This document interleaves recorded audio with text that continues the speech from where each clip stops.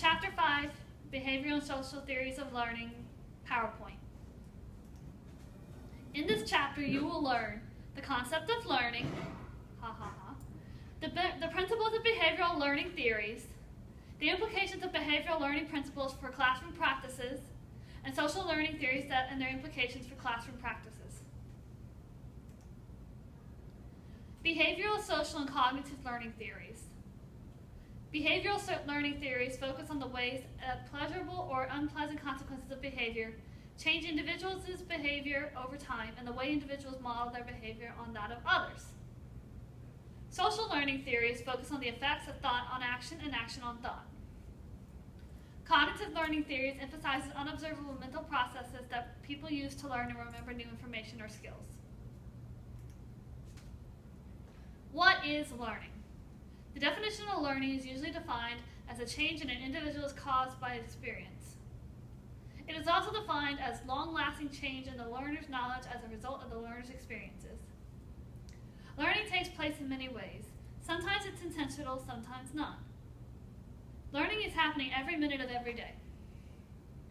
The problem you face as a teacher is not how to get students to learn, but how to help students learn particular information and skills. Behavioral learning theories. Pavlov, classical conditioning.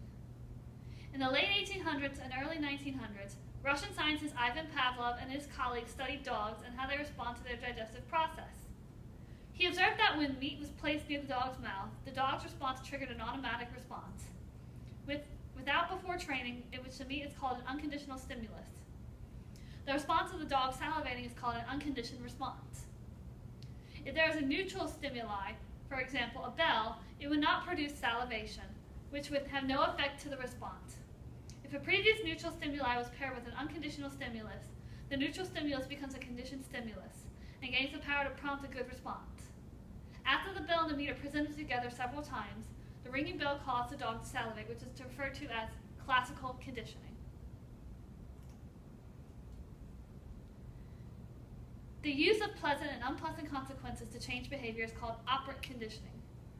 Skinner placed subjects in a controlled situation and observed the changes in their behavior produced by systematic changes in their consequences of their behavior. The Skinner box is a device that contains simple apparatuses for studying behavior of animals. In this case, he used rats and pigeons. The rat used for experimentation had to press a bar to get a food pellet.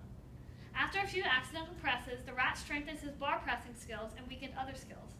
The Skinner box allows for careful scientific study in a controlled area. Unfortunately, it doesn't work well with kids. What are some principles of behavioral learning?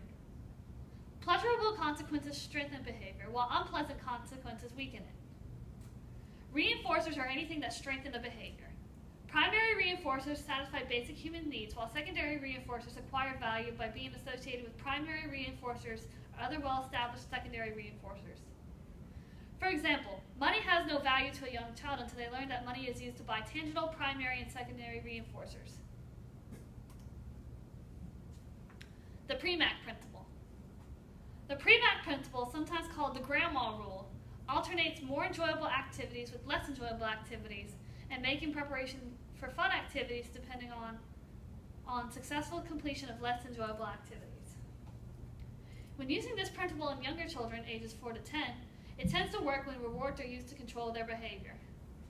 The principle might not work so well with rebellious preteens and teenagers when they're associated with pleasing their peers instead of their parents, and they want to look cool doing what they were asked not to do. Punishers. Consequences that weaken behavior are called punishments. The withdrawal of a pleasant consequence describes removal punishment.